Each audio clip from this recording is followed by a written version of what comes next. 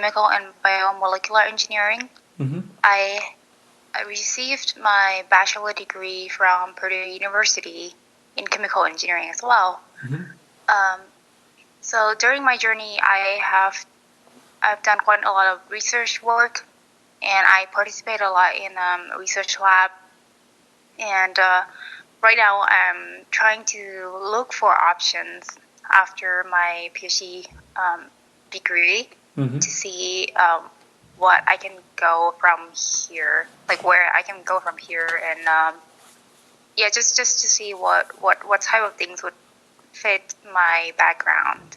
Okay. And mostly my background in chemical engineering, I specialize in biomolecular side a lot. So since undergrad degree, I participated in research lab in biomolecular engineering. So doing some engineering with metabolic pathway of the plant. Sure. And for now, in my PhD, I'm doing a lot in protein engineering.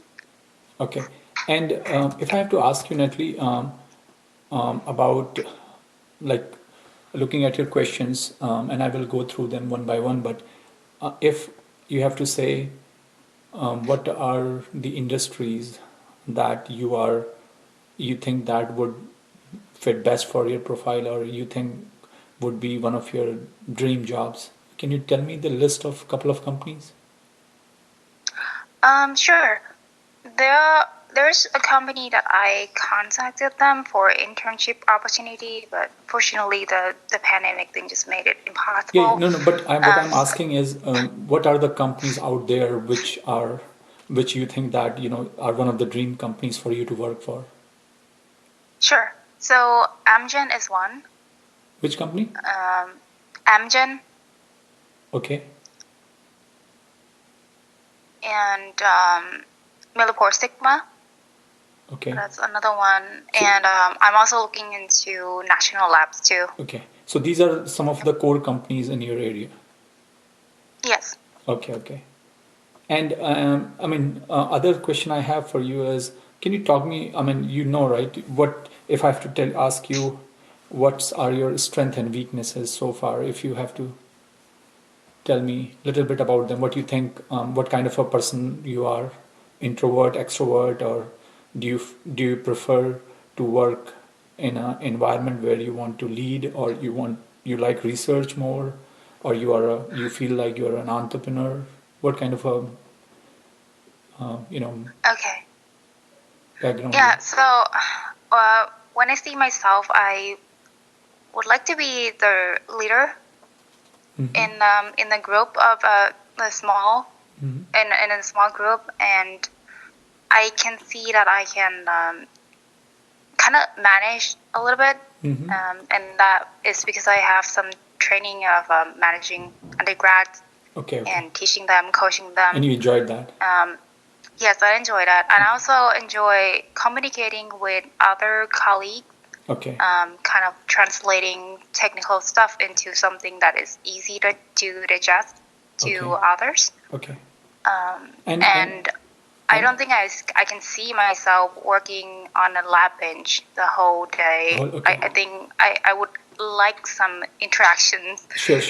Or at least have like host meetings or something similar to that. Yeah. Other question I have is, if you have to, so you have been in US for almost 10 years, I would say, right? Yes. Yeah. And you are an international student too, from Malaysia, I believe, right? That's what you said. I'm from Thailand. Thailand, sorry. Yeah. So one question I have is, what are the challenges you have faced so far here, career-wise? I'm saying, like, what are the hurdles that you have gone through that has prohibited you to, or that stopped you to, to avail some opportunity, if I have to say. Yeah, so I can talk about some disadvantages of being an international student so far. For sure, those would have something to be involved with visa status. Right. And the fact that I have to always say that on the applications that yes, I do need sponsorship in the Right, right, future, right, and that a lot of time that would just filter me out of right, the right. application pool. Understood. So yeah, that's one big hurdle. Okay, okay. Yeah, no, no, I think that is one of the biggest problem. And um, is it common for students from um, Thailand to come here for an undergrad, or you had a you decided to do that? And because most of the students that come here, they come as a graduate student. I started looking for a university. I realized that education system in the U.S. is Better.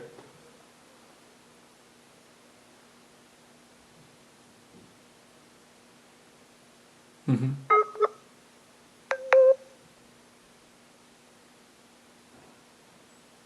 Yeah, can you hear me? yes, I can hear you. Okay, so the reason I'm asking you, the reason I'm asking you this question is, do you had some sort of a debt, education debt? That's the reason I'm asking. Oh, I do not have any debt. Okay, good. Okay, so let's go through your questions, and then we will do some more discussion later on. Okay, so Okay. um, so one of your question was that in an ideal world, I would rather go to an industry and then I gather my experience to become a more effective professor and instructor and all Yeah. that in academics. So, Natalie, my experience have been like you have to decide somewhere right now what you want to do in your life, whether you want to go to academics or industry, because I it see. seldom happens that if you work in an industry you get a chance to go to academics. Okay, Mhm. so it's a very it happens. It is a very rare combination, and to be honest with you, because the industry requires a different sort of a skill set, the work you will do there would require you totally a different kind of skill set. The skill set you will grow will be very different. That makes you very unique for you to work in an industry. So if you want to go to academics, they require very different sort of a skill set. The work they do, publishing papers, writing research proposals, and so forth.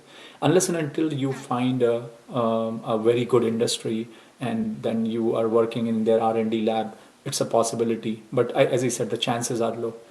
So what I'm saying, you need to. That's the reason I ask you this question. What is your personality? So you have to understand that what you like to do, what you enjoy to do, and then make your decision whether it is good for an industry setup or whether it's a good for academic setup, and make your decision based on that. Okay.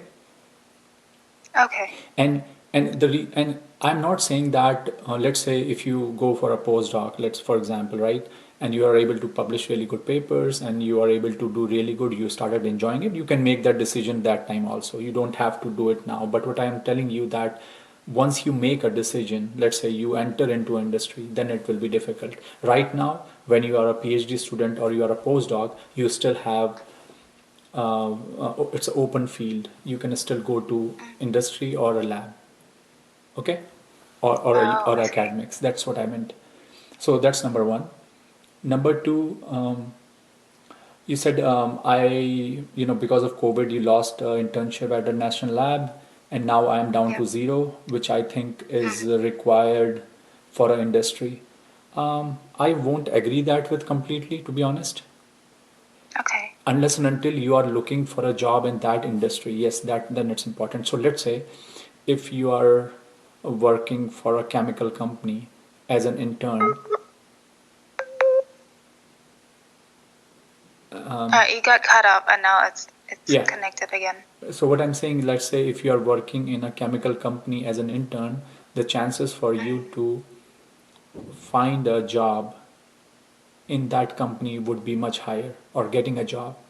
But unless and until you are looking for your options are open and you are looking for different industries, not the one same company as you did your internship, it doesn't matter. Yeah, sometimes they like people who have interns, they have preference, but as I said, if you don't have that, don't be discouraged. That's what I'm saying. Okay. I can, again, going by my example, a lot of my friends, I know many people who don't have internship and they are working in good places, so it doesn't matter, okay? Okay. It's not a required and necessary condition. It's a sufficient condition. It's not a necessary condition.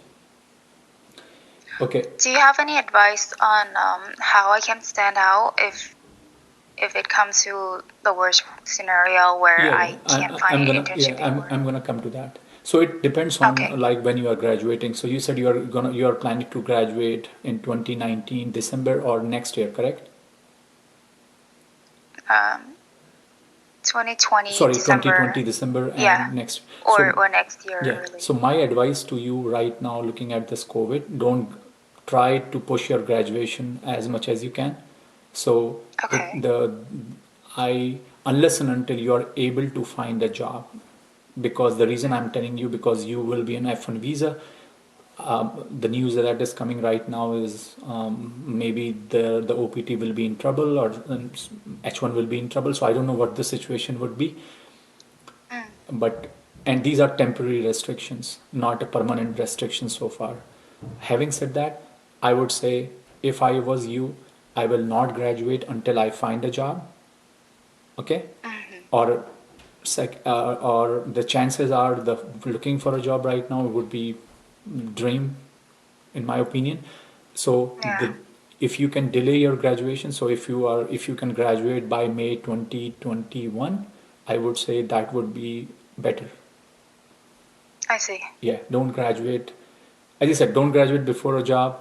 Delay it if possible. If you have a chance to delay it, I will delay it and try to publish papers and things like that. Okay, so let's go to your questions. In regard to the uncertainty in economics and the loss of internship, what sort of actions should we take to secure a job in my graduation? So again, going back to the same point, don't graduate, delay it. Mm-hmm. That's a precaution. Okay. Okay. And as I said, keep applying, keep applying. So Mm-hmm. doesn't nobody stops you and keep applying for jobs. Keep applying. If you find one, that's good, because you will need a visa. Try to understand. It's a totally different scenario for someone who is an international student. And since I have been to that path, many of my friends, and I'm pretty sure many of your friends too, you have to be very, very careful. Again, looking at the condition right now where they are saying that they might do something to OPT or something, again, which is temporary, Yeah. which is Mm-hmm. temporary. So what I'm saying, you will need a visa right from the first day if that happens.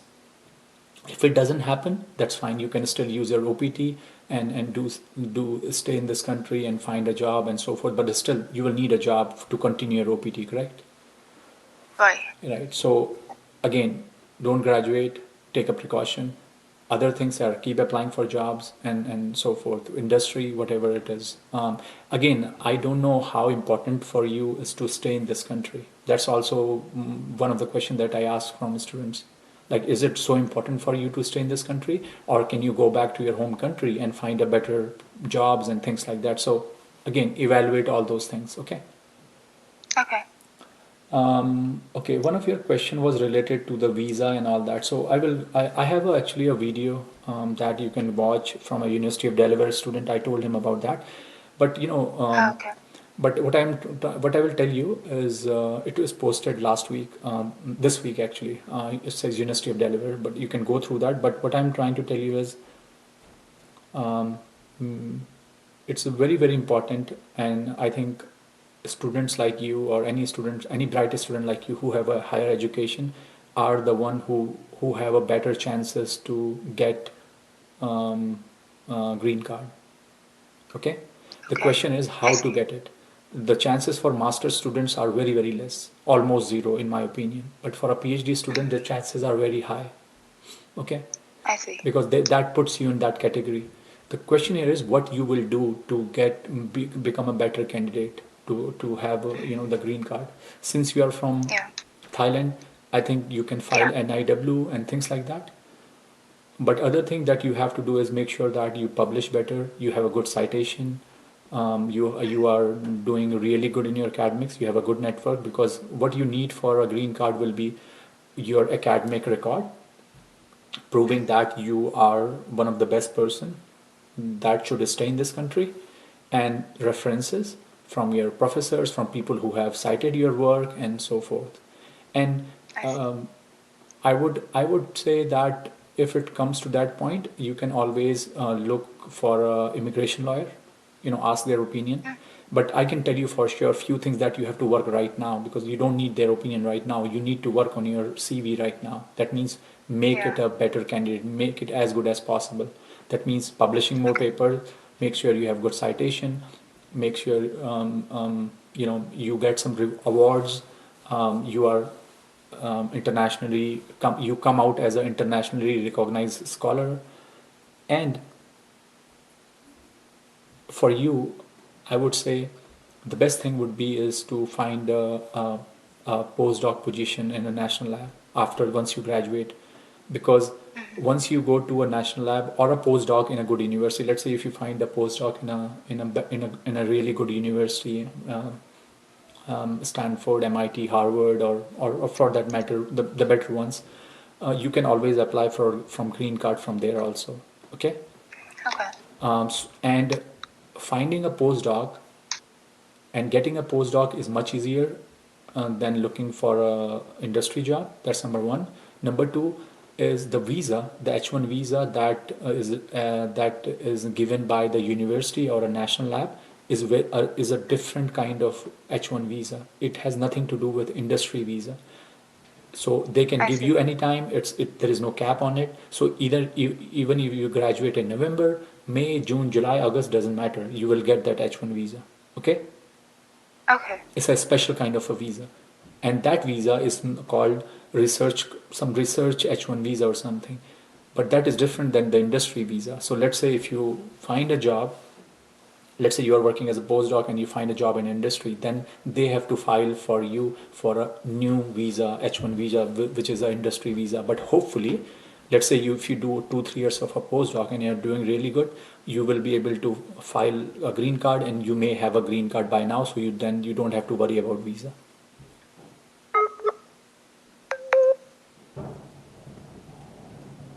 Okay. So you got cut off when you were Yeah. talking.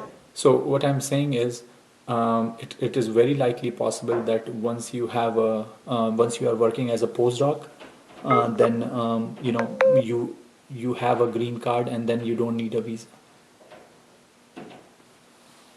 Okay. Yeah, that's what I mean. So for a person like you, I would say don't graduate until you have something in your hand. Delay it. Look at current scenario. Try to publish it. Try to make your CV better. Work as much as you can to make it really good. Make sure your publications have good citations. And Okay. to be honest with you, going for a postdoc in a good university is in my opinion is really good, because it gives you, because what happens, many people don't realize they find a job in industry and they jumps in, and then there's a problem because there is no going back, right? And sometimes you Uh, don't like the job. You said, oh, what kind of industry, that don't like it. I think if you are going for a postdoc, and don't go for more than 2 or 3 years of a postdoc. So if you're doing that postdoc time allows you to think, do you want to go to industry? Do you want to go to a lab? So you have options, and that gives you some time to think and work on your work for your career and future. Understand? yeah. So I don't think it's a bad idea to go for a postdoc if you can find in a better university. Remember, you have to go to a better university. Okay. Yeah. And then you can always apply for a green card when you are in a postdoc and so forth. How in your experience, how long would it take normally to apply for green card and being granted? So, it depends on where you are from. So let's say, so it depends on two things. One is where are you from, like which country? And the second is it depends on what category you are applying. So for PhDs, usually they apply for EB1 category, which is like the premium category. So I see. I have heard right now, because when I applied almost 7 years back, um, Yeah, 7 years back almost. It was quite quick, but I heard right now it may be 1 or 2 year. Again, Okay. if let's say if you are from China or India, the things are it could be delayed. But I think since you are from Thailand, yours will be much quicker. But again, So you I yeah. should probably start applying when I first get into postdoc position, Right. if So that yeah, is the route. right. So I think once you are in a postdoc position, to be honest with you, what I will suggest you is if you can find an immigration lawyer, try to talk to them and say, can you apply for an IW right now, or if that would be faster. NIW? Yeah, it's called National Waiver of Interest. And if that Oh, applies for you, and if that you can start your green card process right now. I see. Yeah, but I will talk to immigration lawyer and ask their opinion, so they can tell you whether it is you can apply it right now or you can delay it after your postdoc and so forth. Because when I applied, I'm from India. My situation was different, being coming from India.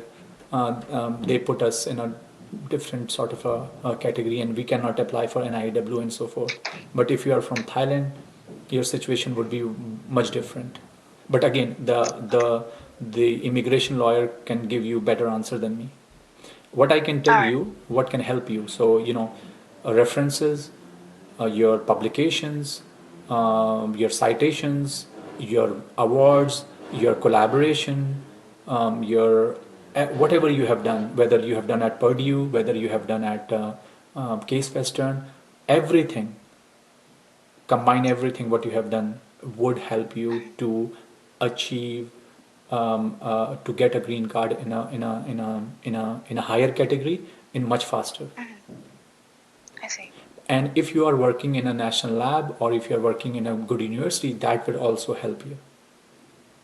All right. Okay. And I think for many international students, in my opinion, especially if you have a PhDs, I think it's a better route to go. And to be honest with you, the reason I say so is if you, let's say, if you are able to find a job in a really good industry that you like, you know about, and